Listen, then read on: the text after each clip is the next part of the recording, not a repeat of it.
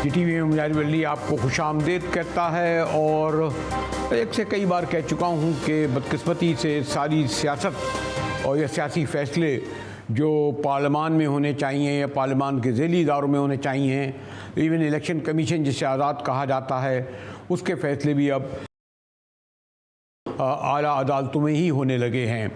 मतलब मखसूस नशिस्तों का मसला हो, जजों की तौहीन का मसला हो, आईनी तरमीम तो उसका हक़ है, यानी कोई भी आप एक इशू उठा लें, सियासी, कौमी, बैनुल-अक़वामी, सारी बातें अब अदालतों में होती हैं। साइफ़र केस अगर हो गया तो वो भी डिस्कस हो रहा है। तो ये क्या वजह है? और फिर उसका सबब ये है कि जो इलेक्शन हुए बदकिस्मती से फरवरी 9 के, वो फॉर्म 9 से ज़्यादा फॉर्म 8 फरवरी को हुए, वो फॉर्म 45, 47 के हवाले से पहचाने जाने लगे हैं। और इसमें जो एक बहरहाल एक हकीकत है कि एक जमात को जो इंतखाबी निशान नहीं मिला, उसने मज़ीद सूरत हाल को गंभीर कर दिया।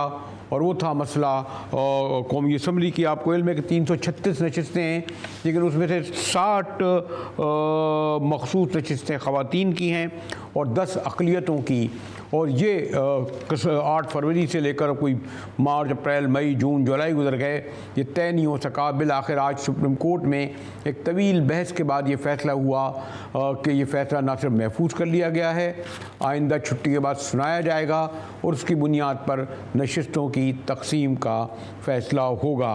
ख़ासतौर पर कौमी असम्बली की जो 22 नशिस्तें हैं, उनमें KP में एक ख़वातीन की 21 अक़लियतों की, आपको पंजाब में इसी असम्बली वाइज देखते चले जाएँ, एक तफसील आपके सामने आएगी जिससे आप अंदाज़ा लगा सकते हैं कि किस तरह तहरीक इंसाफ को जो नशिस्तें मिलनी थी उसकी नुमाइंदगी के एतबार से, यानी अगर 90 अरकान हैं और या सूबों में हैं, वो क्यों नहीं मिल सकी। मेरे साथ बहुत ही सीनियर सीजनड लॉयर हैं, सुप्रीम कोर्ट के सरबे जमात उलमा इस्लाम के सीनियर रहनुमा हैं।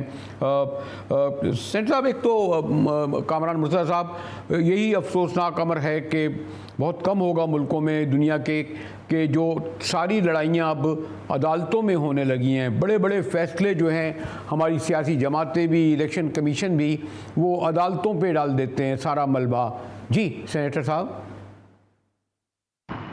देखिए, जब फैसले पार्लियामान में नहीं हो सकेंगे, जब फैसले जो है वो इलेक्शन कमीशन नहीं कर सकेगा या उसके ऊपर जो है ना कोई शरह सदर नहीं होगी, तो फिर जाहिर है फिर उसके अलावा और कोई चारा नहीं बचेगा कि मामला कोर्ट में ले जाए जाएँ। और ये बदकिस्मती आप इसको कह लीजिए कि मामला जो है वो कोर्ट में जाते हैं और फिर वहाँ से जो फैसले आते हैं उनकी बुनियाद पे भी तकसीम रहती है। एक यानी सूरत इतनी हद तक गंभीर हो गई थी, आपको मालूम है जस्टिस साकिब निसार के ज़माने में, कि ये फ़ैसला भी पार्लियामान करने लगी कि लार्जर बेंच बैठे, फुल कोर्ट बेंच बैठे, 3 रुकन बेंच बैठे, अपनी का फ़ैसला ना आए। इतना प्रेशर भी होता था, सॉरी टू से उस वक्त ज़रा आप शायद उस तरफ, आप मतलब ये कि आपकी जमात शायद उस तरफ खड़ी थी, तो ये भी तो हुआ ना सेनेटर साहब। उसमें देखिए कि तमाम अदारों में तकसीम है, इसको आप अच्छा कहें बुरा कहें, मगर ये फैक्ट है कि अदालतों में भी तकसीम है। आप देख लीजिए, इवन सुप्रीम कोर्ट हमारी बहुत मोहतरम अदालत है, सबसे बड़ी अदालत है, मगर यहाँ पे भी जो है वो आपको तकसीम वाज़े नज़र आती है। इस तरह से सियासत आपकी तकसीम शुदा है, इस तरह से हर जगह पे तकसीम मौजूद है और उसमें दूसरे अदारों की मुदाखलत भी किसी न किसी हवाले से मौजूद है। यानी हम एज ए पार्लियामान जब बैठते हैं तो हम कोशिश करते हैं कि किसी तरह से सुप्रीम कोर्ट के मामलात में मुदाखलत करें और इसी तरह से बाकी जो अदारे हैं वो फिर पार्लियामान में मुदाखलत करने की कोशिश करते हैं और नताइज फिर आपके सामने है कि मुल्क दुरुस्त तौर पे चल नहीं पा रहा। हाँ, लेकिन इसमें यह भी हुआ कि बहरहाल अब मैं उसकी तफसील में नहीं जाऊँगा, मेरे लिए बड़े काबिल एहतराम है मौलाना फजल रहमान ज़ाती, उनसे न्याज़मंदी भी है, वो इस वक्त में हाल सबसे बड़े मुखालिफ खुलकर बात कर रहे हैं। लेकिन एक KP में जो सेनेटर साहब जो ख़ास तौर पर मखसूस नशिस्तों के हवाले से, एक तो सियासत होती है, एक तो आइनी और कानूनी मुशगाफियाँ होती हैं, लेकिन सॉरी टू से जो सबसे डोमिनेट चीज़ करती है, आप मुझसे ज़्यादा जानते हैं, वो होती है मॉरलिटी, अखलाकियात। तो यानी ये जो बाकी जगह सूबों को तो छोड़ दें केपी में जिस तरीके से मखसूस नशिस्तें दी गई, यानी JUI की 3 नशिस्तें थीं, उनको 8 नशिस्तें दे दी गई। पीपल्स पार्टी की 2 नशिस्तें थीं, उनको 5 दे दी गई। नून लीग की झोली में भी 5 डाल दी गई। तो इस तरह तो बंदरबाट नहीं होनी थी ना। अगर PTI की जो 24 जो नशिस्तें थीं अगर वो नहीं देते तो इस तरह भी तकसीम करने का किसी को राइट नहीं है ना। मुजाहिद साहब, इससे पहले भी तो बंदरबाट हुई ना 8 फरवरी को। वो बंदरबाट जो है ना वो आपको नजर नहीं आ रही शायद। वो जिस तरह से वो जो एक सूबे में जो है ना मैंडेट उठा के किसी की झोली में डाल दिया गया। 20 नशिस्तें ऐसी हैं KP में, खैबर पख्तूनख्वा में, जिसमें जो हमारा और PTI का फर्क सिर्फ 2000 का है, और 20 में से 10 नशिस्तें ऐसी हैं जिसमें से फर्क जो है वो 500-700 यानी लेस देन 1000 है। और ये सारी की सारी जो है ना वो उठा के PTI को दे दी गई। तो ये सारा कुछ जो है वो नहीं, वो तो धांधली हुई ना सेनेटर साहब, वो तो धांधली हुई ना कि फॉर्म 45 और 47 का झगड़ा हुआ। ये तो बाकायदा तोहफे में दी गई ना। और कहीं भी सुन तो लीजिए ना, कहीं पे भी इखलाकियात जो है वो कानून के ताबे हुआ करती है। आप कहते हैं कि कानून जो है ना उसको यहाँ पे छोड़ देते हैं, वो इखलाकियात जो है ना उस पे चले जाते हैं। यानी उनके अपने सेनेटर अली जफर साहब मान रहे हैं कि हमसे गलत हुआ इसमें मखसूस नशिस्तों के मामले में, और आप कहते हैं कि नहीं, उठा के उन्हीं को देनी चाहिए जिनसे गलत हुआ। तो गलत जब आप करेंगे, जब आप कहीं पे कंटेस्ट नहीं करेंगे कट ऑफ डेट तक, तो फिर जब कंटेस्ट नहीं करेंगे तो वो नशिस्तें कहीं और जानी है। नहीं, लेकिन कानून तो उन्होंने भी पढ़ा था, कानून हमने भी पढ़ा था ना। पसंद खैर ये सिलसिला वो तो उस वक्त से शुरू हुआ ना कि मैं उन दलाइल में नहीं जाऊंगा जो आज सुप्रीम कोर्ट में दिए गए। जो वो सब बहस हो चुकी कि बाप तो कोई पार्टी थी नहीं, तो वो सब लोगों ने कहका लगाया कि बाप कहाँ से आ गया। वो बाप के बाप ने जो भी थे वो आपको मुझसे ज़्यादा इल्म है, लेकिन उसको भी मखसूस नशिस्तें दे दी गई थी। मेरा सवाल ये है कि मैं और सूबों के अलावा KP में इसलिए बात करूँगा कि जमीयत उलमा इस्लाम उसकी चाहे वह हारे या जीते, कम नशिस्तें और ज़्यादा, लेकिन उसकी ये जिम्मेदारी ज़्यादा होती है, मैं मजहबी भी नहीं कहूँगा अखलाकी, कि जब उसकी कौमी जब उसकी नशिस्तें ही 3 हैं तो मखसूस नशिस्तें वो तो 2 गुना कैसे ले लेंगी वो। जब आपका कानून जब ये बताएगा कि किसी को किस परसेंटेज के हिसाब से नशिस्तें देनी है, तो फिर वो कानून को आप छोड़ देंगे। यानी आप कहते हैं कि कानून को वायलेट कर लिया जाए और फिर जो है ना वो ये जट का हिसाब कर लिया जाए कि जी उसकी चूंकि इतनी नशिस्तें हैं इसलिए उसको इतनी दे देते हैं, मगर उसने गो के कंटेस्ट नहीं किया फिर भी दे देते हैं, कानून को छोड़ देते हैं। वो मॉरलिटी नहीं है। आज तक तो कभी ऐसा हुआ कि मखसूस हमेशा मुतनासिब नुमाइंदगी की बुनियादी पर ख़वातीन की और उसकी नशिस्तें दी गई हैं ना, अक़लियत की, जब से ये आया है। ये सच मुतनासिब नुमाइंदगी नहीं है। ये इसको मुतनासिब नुमाइंदगी उनके दरमियान गिनेंगे जिन्होंने इलेक्शन कंटेस्ट किया, जिन्होंने 20 दिसंबर तक पेपर फाइल किए या लिस्ट फाइल की। मुकाबला उनके दरमियान था, ना कि मुकाबला उनके दरमियान था कि जो पेपर ही फाइल नहीं कर पाए। फर्ज कर लीजिए, फर्ज करते हैं कि मैं आपके यहाँ आके इलेक्शन लड़ता हूँ, तो इलेक्शन आके लड़ता हूँ और मेरे पास सिर्फ प्रपोजर और सेकेंडर है यहाँ पे, और मेरे पेपर एक्सेप्ट हो जाते हैं, कोई पेपर फाइल नहीं करता, तो फिर कहेंगे जी आपको तो एक वोट भी नहीं मिला, आप कैसे जीत गए, आपके मेरे अगेंस्ट पेपर फाइल नहीं हुआ। तो इसी तरह से उनकी अपनी जो है ना, उनका अपना केस ये है, फिर उसको हटा दिया। जिन्होंने गलती तस्लीम कर दी उनको हटा दिया। तो आप जियो का प्रोग्राम देख लीजिए, उनसे क्लिप मंगवा लीजिए कि गलती उन्होंने तस्लीम की है या नहीं की अली जफर साहब ने। नहीं, तो ये तो आपको अंदाज़ा हो गया ना कि ये जायज़ तरीके से नहीं दी गई, जब भी तो सुप्रीम कोर्ट का लार्जर बैंड महीनों से इस पर बहस कर रहा है। तो उस वक्त सियासी पार्टियों का अपना भी तो एक मॉरल ग्राउंड होती है, उसकी अपनी। मेरे नज़दीक हर वो तरीका जायज़ है जो कानून के मुताबिक है। अगर कानून से मुताबिकत नहीं रखता तो फिर जो है वो नाजायज़ है, वरना फिर उस कानून को जब तक आप बदली नहीं करेंगे उस वक्त तक जो है ना वो आप जायज़ और नाजायज़ नहीं कह सकते। बहस इसी बात पे हो रही है कि कानून के मुताबिक किसका हक है। अगर कानून के मुताबिक हमारा हक नहीं है तो ले लें, और कानून के मुताबिक हमारा हक है तो माजरत के साथ सेनेटर साहब, मैं तफसील में नहीं जाऊंगा। कानून को तो जजों ने जिस तरह अपनी ज़बानों से चबाया है वो भी आपको इल्म है। यहाँ तो आपको याद है कि भुट्टो साहब के दौर में 6 फाटकों के अंदर जेल लगती थी, ट्रिब्यूनल बना था गद्दारी के इल्ज़ाम में वली खां बदिंजो वगैरह पे। जिस दिन भुट्टो चला गया, ज़ियाउल हक आ गया, सब ख़त्म हो गया। और कहाँ मिसालें दें, आज 40 साल बाद आपको भुट्टो का मर्डर याद आ रहा है। उस वक्त मिठाइयाँ तकसीम की गई थी, ये भी तो कानून के तहत दी गई थी ना फांसी भुट्टो को। अब आप क्यों रिवाइव कर रहे हैं? जी जी जी जी तकसीम उन्होंने भी तकसीम की थी, जो बाद में उनके सेनेटर बने, उन्होंने भी तकसीम की थी, ये भी आपको याद होगा। हमने तकसीम नहीं की थी, हमने कभी मिठाई किसी के मरने पे नहीं बांटी। और फिर जजों को खाली इल्जाम न दीजिए, जो माशरा जो है एज ए होल जो है वो कमजोर होता है, जहाँ पे जज जो है रेजिस्ट नहीं कर पाते। वो पार्लियामान एज ए होल कमजोर होती है जब पार्लियामान रेजिस्ट नहीं कर पाती। मैं माजरत के साथ आम माशरे को नहीं कहूँगा, मैं जजों को इसलिए कहूँगा कि एक वाहिद मुक़द्दस इदारा है और इन्हीं के फ़ैसलों को अगर मैं तारीख़ में जाऊँ, जैसे मैंने कहा कि ये तो जेल के फाटकों के अंदर अदालतें लगती हैं और अब से नहीं। भुट्टो साहब जैसे जमहूरियत पसंद और जिनको कहते हैं जी बड़ा जुडिशल मर्डर हुआ, अब हम उसमें तफसील में नहीं जाएंगे कि भुट्टो साहब ने बलूचिस्तान की गवर्नमेंट कैसे ख़त्म की, जिसके सबब हज़रत मौलाना मुफ्ती महमूद साहब तो अपना संदूक उठा के बाहर निकल आए थे। वो तो बड़े लोग थे। वो क्या क्या पाकिस्तान में कानून के नाम पर हुआ, इसे मसला कानूनी नहीं है, सियासी जमातें। मैंने कहा कि क्या वजह है कि दूसरी दुनिया में अगर ट्रेन का हादसा हो जाए तो सबसे पहले वज़ीर रेलवे मुस्ताफ़ी होता है। अभी ये क्यों बरतानिया में जो है वो इलेक्शन कबल वक्त होते हैं तो वहाँ कबूल किया जाता है, हमारे यहाँ नहीं किया जाता। आप कहते हैं कानून है मसला। वो सोसाइटी की अपनी नाम्स होती हैं। सोसाइटी जो है एज ए होल उसको एक्सेप्ट करता है या उसको रिजेक्ट कर देता है। फर्ज कर लीजिए कि मुझे भी सोसाइटी अगर इस बात पे कह रही हो तो मैं भी सोसाइटी के प्रेशर के अंदर चलूंगा। आपके यहाँ माशाल्लाह लगता है 5000 लोग नहीं आते, आप कहते हैं 17 जजेस जो है ना वो रेजिस्ट करें, मगर 5000 कोई बंदा बाहर निकलने के लिए तैयार नहीं है। सारे के सारे हम एक्सेप्ट करते हैं उस माशाल्लाह को।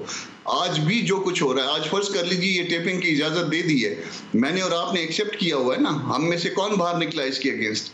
ये आपकी जमहूरी हुकूमत के अंदर सारा कुछ हो रहा है ना, तो हम में से किसी ने उसको जो है ना वो अभी तक रेजिस्ट नहीं किया, प्रैक्टिकली रेजिस्ट नहीं किया, हम सिर्फ बातें कर रहे हैं।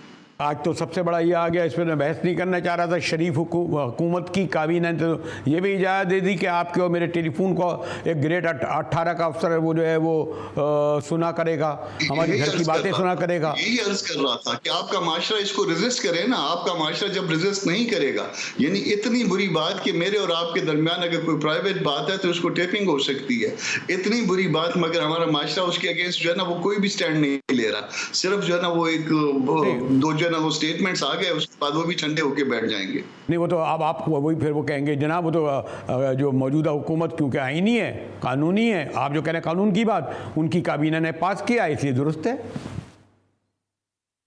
काबीना के पास करने से आप जो है ना वो आपका हक बन जाता है कि आपकी निजी जिंदगी में कोई जानता फिरे।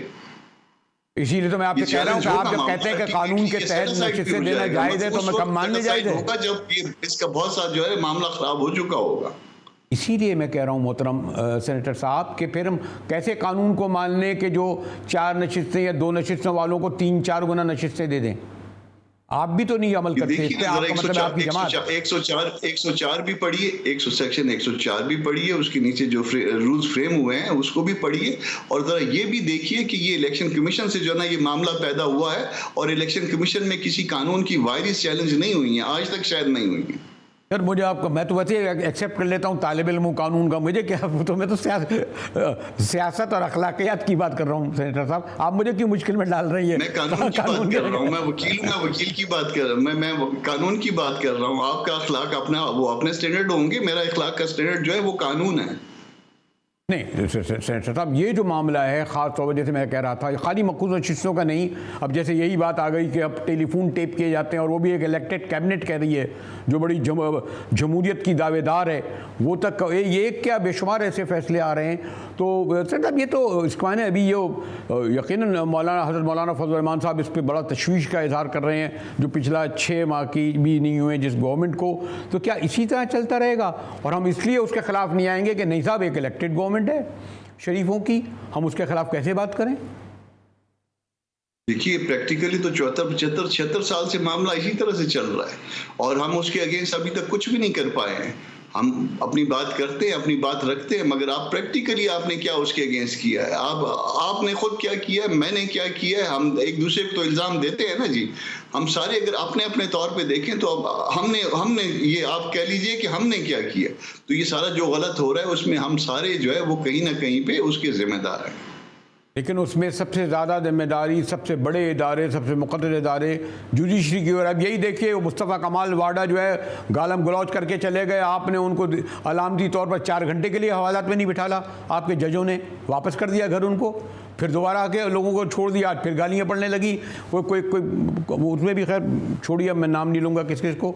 तो ये वजह ये हो रही है ना कि जो सबसे बड़ी जो जुडिशरी इदारा है वो कमज़ोर पड़ गया है रियासत के साथ। मुजाहिद साहब, उससे पहले जो है ना, आपने स्पेशली सेनेट का इजलास बुलवाया जजों को गालियां देने के लिए, उनकी सपोर्ट में, और उसमें जिसने बात की है कि ये आप गलत कर रहे हैं, उनकी बातों को तो कोई पजीराई नहीं मिली, आपके मीडिया में भी नहीं मिली। हम सब ने उसको अपोज किया कि आप कर क्या रहे हैं, आप 2 अदारों को लड़वा रहे हैं। तो क्या ये बात जो है ना, सेनेट का इजलास खास इसलिए नहीं बुलवाया गया था कि अदालतों को जो है ना हम मिलाइन करें? और उस वक्त जो बिल पास कर रहे थे धड़ाधड़ आपके अलाए और इत्तेहादी, याद है जब सिर्फ 24 घंटे रह गए थे, इस तरीके से वहां से साहब आपको शायद ये बड़े अदब के साथ आपको शायद ये याद नहीं रहा कि हम बावजूद अलाए होने के हम अपोज कर रहे थे। थोड़ा सा रिकॉर्ड देखिएगा। नहीं, वो फिर वही बात थी कि मैं जब आपसे कोई कह रहा हूँ, खुदा ना करे, मेरा तो आपके लिए बड़ा एहतराम है कि मैं सेनेटर मुर्तज़ा से नहीं कह रहा हूँ, मैं तो आपकी जमातों के अदारों के बारे में कह रहा हूँ। देखिए, मैं पार्टी की मर्जी के बगैर अपोज नहीं कर पाता। हमने एज ए पार्टी उसको अपोज किया। आप देखिए, जरा रिकॉर्ड निकलवा के देखिए। आप मेरी बेगम की बात अभी कर रहे थे, इससे पहले बेगम का वो निकाल के रिकॉर्ड देखिए, बेगम ने किया वहां पे नेशनल असेंबली में या नहीं किया, मैंने खुद जो है सेनेट में किया या नहीं किया। अगर हमने अपना फर्ज अदा किया तो फिर जो है ना, कम से कम इसका क्रेडिट तो दे दीजिए ना हमें। चलिए, मैं आखिर में आपसे ये बात कहता हूँ कि लेकिन फिर भी आप ये समझते हैं कि जो मखसूस नशिस्तें जिन पार्टियों को दी गई हैं कानून के तौर पर दुरुस्त हैं? मैं कानून का पाबंद शख्स हूँ। मैं कानून में अगर कोई चीज गलत होगी तो मैं सबसे पहले मैं उसको पॉइंट आउट करूंगा। मैं कानून का पाबंद हूँ। कानून और मॉरलिटी वो अलग अलग नहीं होते। अगर आपका कानून गलत है तो पहले कानून को दुरुस्त करिए। तो आप इसे गैर कानूनी नहीं समझते? मैं इसको गैर कानूनी जो चीज जो है वो फील्ड होल्ड कर रही है, मैं उसको गैर कानूनी नहीं समझता। ये प्रेसिडेंट साहब, इतने अरसे बाद मुलाकात हुई है, वो भी मेरे आपसे आप तो जो न्याजमंदी है, मैं नहीं चाहता कि जरा मेरी कहीं आवाज़ बुलंद हो गई है तो उसके लिए माजरत रहेगी। न्याजमंदी अपनी जगह पे, मगर अपना स्टैंड जो है वो अपनी जगह पे। शुक्रिया सेनेटर मुर्तज़ा साहब, शुक्रिया। गुफ्तगू मुर्तज़ा साहब से उनका यकीनन एक पॉइंट ऑफ व्यू है, उनकी जमात का पॉइंट ऑफ व्यू है, और वो समझते हैं कि जो मखसूस नशिस्तें, ख़ास तौर पर मैं KP का हवाला इसलिए दे रहा था कि वहाँ 24 नशिस्तें जो हैं वो KP में तहरीक इंसाफ की जो हैं वो दे दी गई उन पार्टियों को, यानी जमात उलमा इस्लाम की आम नशिस्त जो नशिस्तें थी 2 थी या 3 थी, उन्हें 8 मखसूस नशिस्तें दे दी गई। हालांकि मुतनासिब नुमाइंदगी की बुनियाद पर शायद उन्हें 1 मिलनी थी। यही पीपल्स पार्टी नून लीग है क्या, जब पार्टियां, सियासी पार्टियां, जमहूरी पार्टियां इस तरीके से नशिस्तें लेंगी तो उससे आपको मुस्तकबिल जमहूरियत का भी नज़र आ जाएगा और पार्लियामान का भी।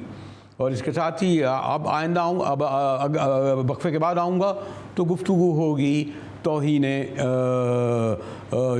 जुडिशरी के हवाले से कि देखिए क्या हो रहा है, क्या क्या नहीं हो रहा है। मिलते हैं एक ब्रेक के बाद।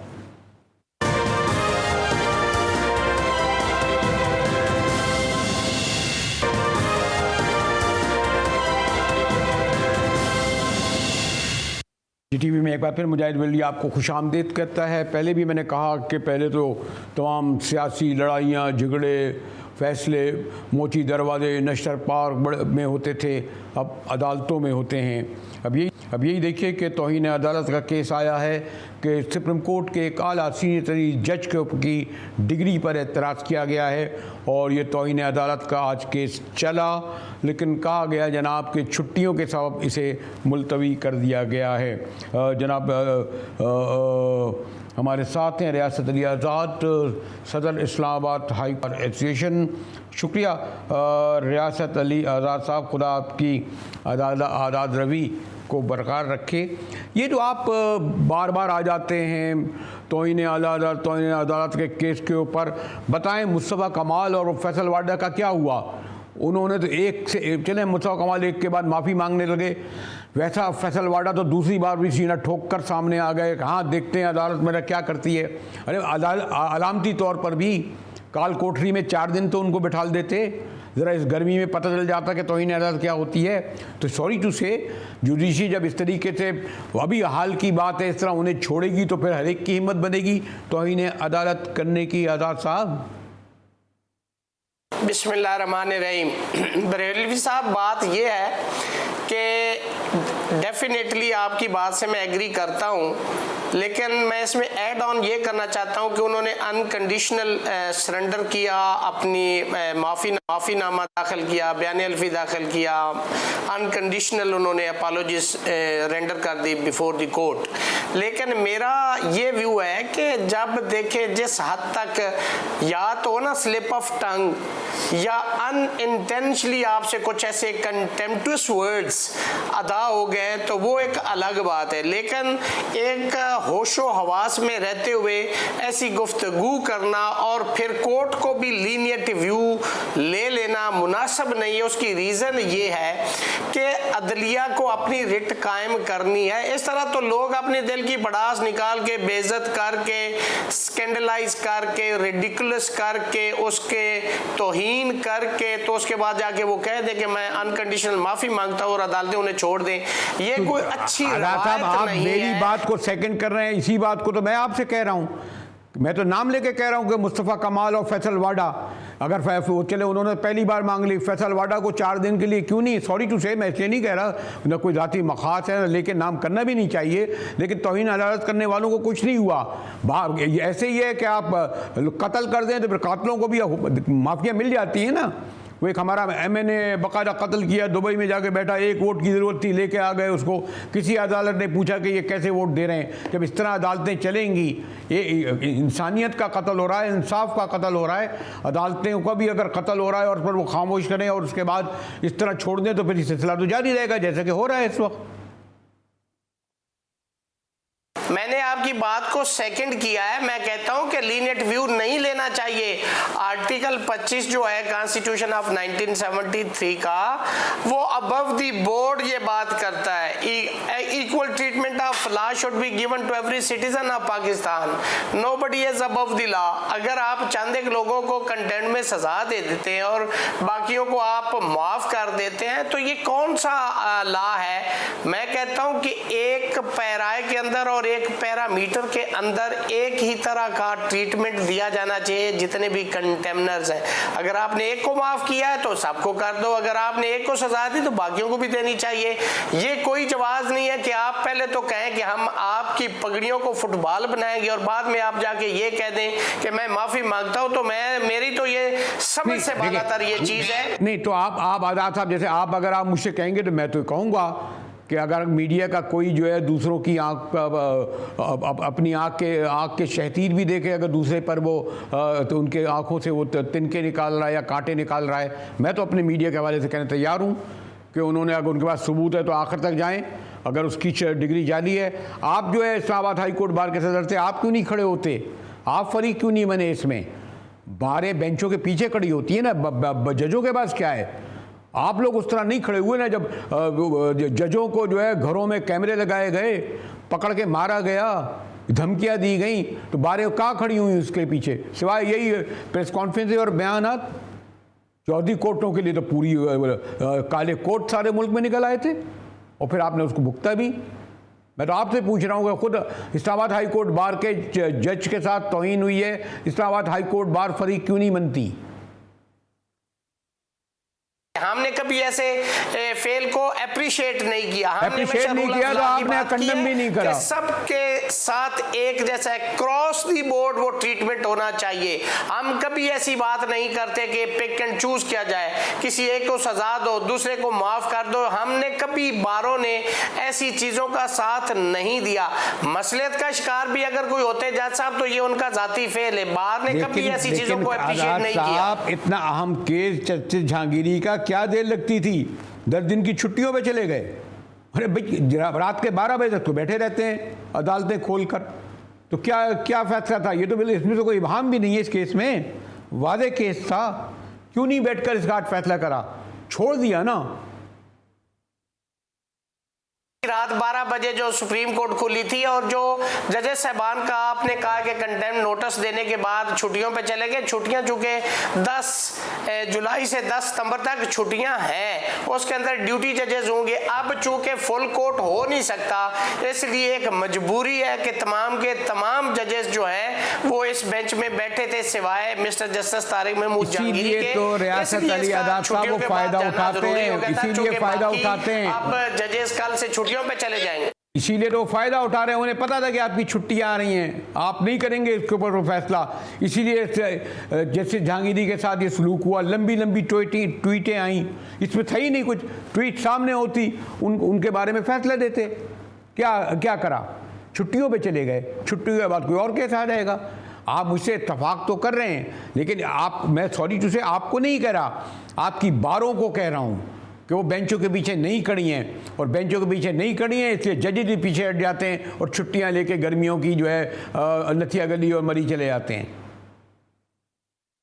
एक तरफ आप ये बात करते कि रूल ऑफ लॉ हो, तो फिर आपको आर्टिकल 10A का भी मौका देना है, फिर आपको दूसरी पार्टी को सुनने का मौका भी देना है, उसके राइट्स भी है।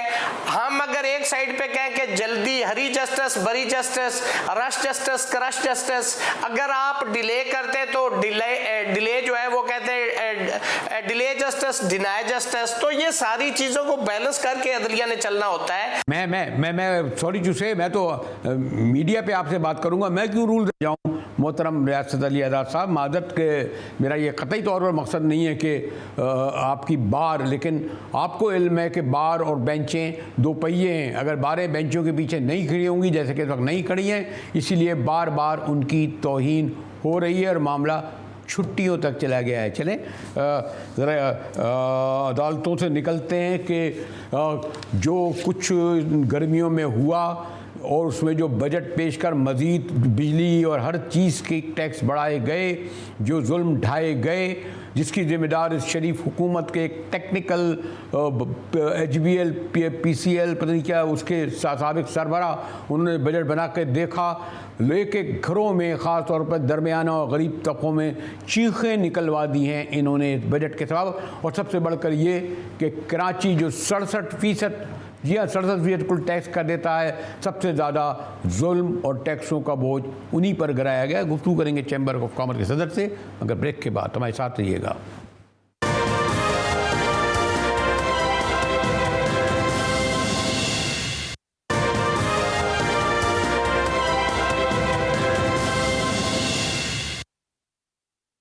GTV में मुजाहिद अली आपको खुशामदीद करता है। और हाँ, 2-1 हफ्ते को तो आ रहे हैं, लेकिन जो बजट के सबब और वैसे तो बजट से पहले भी हमारे वज़ीर ख़ज़ाना ने जो जुल्म और सितम तो कमज़ोर लफ्ज़ हैं, जो कुछ ढाया है, जिसे कहते हैं मारूफ इस्तिलाह में चीखें निकल गई हैं। बदकिस्मती देखिए कि कराची जो 67% टैक्स देता है, 67.2% टैक्स उनसे लिया जाता है। और ज़रा देखिएगा बारिशों के बाद कराची का क्या हाल हुआ है। हमारे साथ चैम्बर ऑफ कॉमर्स के प्रेसिडेंट इफ्तिखार शेख साहब हैं। शेख साहब, आप पहले हम देखते थे, चैम्बर में आते थे, आप लोग 67% यानी कराची के अवाम देते हैं, पता नहीं आप लोग ताजिर आज़ाद कितने देते हैं, लेकिन ना ताजिर लड़ते हैं ना अवाम इस पर कोई एहतजाज करते हैं, इसलिए वो जो चाहे कर रहे हैं यहाँ पर। शेख साहब देखिए जी, बात ये है कि एक तो ये मैं आपको बता दूं कि कराची जो है ये प्रीमियर चैम्बर आज भी है नंबर के हिसाब से भी, और कराची जो कंट्रीब्यूशन करता है वो आपने सही कहा 67% कंट्रीब्यूशन करता है।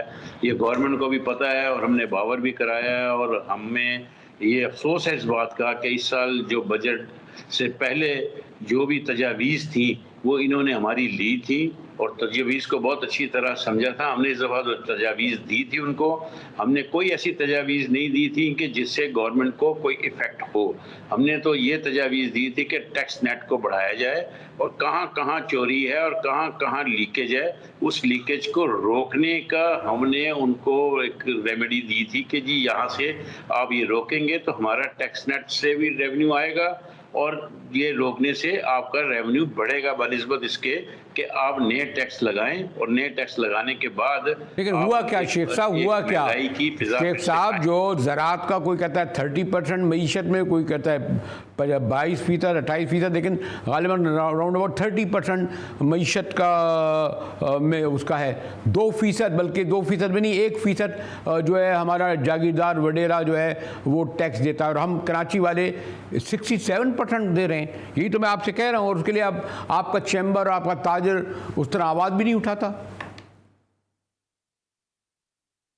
बात ये है मुजाहिद साहब कि आप तो समझते हैं इन सब बातों को। 22% है इस वक्त जो एग्रीकल्चर की तरफ टैक्स लगता, 22% लोग हैं जो टैक्स नहीं देते। हमने तो ये कहा था कि जो शख्स इस मुल्क में कमाता है, चाहे वो एग्रीकल्चर से कमाता हो, चाहे वो किसी तरीके से भी कमाता हो, उसको टैक्स देना चाहिए। अगर वो टैक्स देगा तो बर्डन शेयर होगा।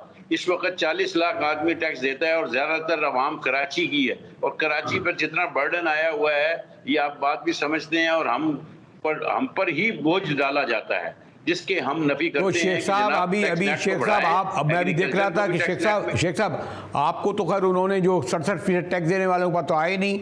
मैं देख रहा था वज़ीर ख़जाना लाहौर चैम्बर में बैठे थे, तो ये जो अभी प्राइम मिनिस्टर आए थे, आप लोगों ने मुलाकात करने, आपने बात की उनसे? जी, मैंने जनाब ये प्राइम मिनिस्टर साहब को उनके सामने रिक्वेस्ट की है कि ये कराची चैम्बर, चूंकि कराची वाले लोग आवाज़ उठाते हैं, बात करते हैं, मुंह पे बात करते हैं, इसलिए ये लोग नहीं आते। ये दोनों आए, एक फाइनेंस मिनिस्टर साहब को भी मैंने उनको कहा है कि जी कराची चैम्बर में आए, और साथ में FBR के चीफ को भी लेके आए, ये जो टवाना साहब हैं, ये दोनों को आप, उन्होंने इंस्ट्रक्शन दी कि आप दोनों जाएं। मैंने कहा लोगों के जो जज्बात हैं उभरे हुए हैं, जो हमारे पास रोज आके हमारे दरवाजे खड़खड़ाते हैं कि आप यहाँ के लीडरी कर रहे हैं, ये इस बजट क्यों आप सपोर्ट कर रहे हैं, इस बजट में हम लोग काम नहीं कर सकते, हमारी फैक्ट्री बंद हो जाएंगी, एक्सपोर्ट बंद हो जाएगी, पाकिस्तान का नुकसान होगा। हम आपको बैठकर रास्ते बताते हैं, आप हमारे साथ बैठे हैं, हमारे साथ बैठकर उसके चलने के रास्ते निकालेंगे। हम वो चाहते हैं कि पाकिस्तान के अंदर कोई किसी किस्म की जो मुश्किलात हैं वो हम समझते हैं, इस बात को, IMF की मुश्किलात को हम समझते हैं कराची वाले। हम टैक्स देते हैं, हम टैक्स देना चाहते हैं, लेकिन आप टैक्स लेना नहीं चाहते। ठीक है, शुक्रिया शेख साहब, आप टैक्स दे रहे हैं, और लेकिन उन्हीं टैक्स देने वालों पे बोझ ही डाला जा रहा है। और अच्छी बात है, मौसम कराची का खुशगवार हो गया है। बारिश ही कल तो चंद छींटे पड़े थे, आज ज़रा खुल कर बारिश हुई है। स्टूडियो से निकल कर जाऊँगा तो देखूँगा सड़कें फलांगता हुआ, नालों नालियों से बचता हुआ, और मौसम का लुत्फ़ लेने के बजाय अपने को महफूज, अपने घर को महफूज देखने के लिए ज़्यादा फ़िक्रमंद अभी से होना शुरू हो गया हूँ। इसी के साथ ही GTV से मुजाहिद बेली को इजाज़त दीजिए।